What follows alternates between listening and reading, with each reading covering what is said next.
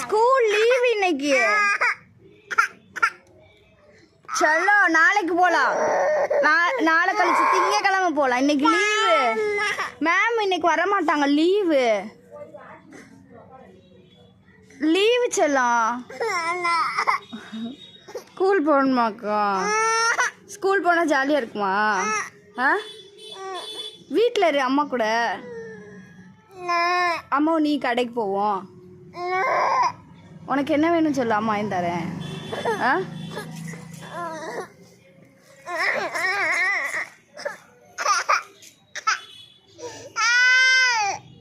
ஏண்டா ஸ்கூல் போணுமா? ஸ்கூல் போனால் ஹாப்பியா? சரி ஸ்கூல் போகுமா? சிரி, அப்போ தான் கொண்டு போவேன். அழுவுற நீ சிரிக்கணும். அப்படி சிரிக்கணும்.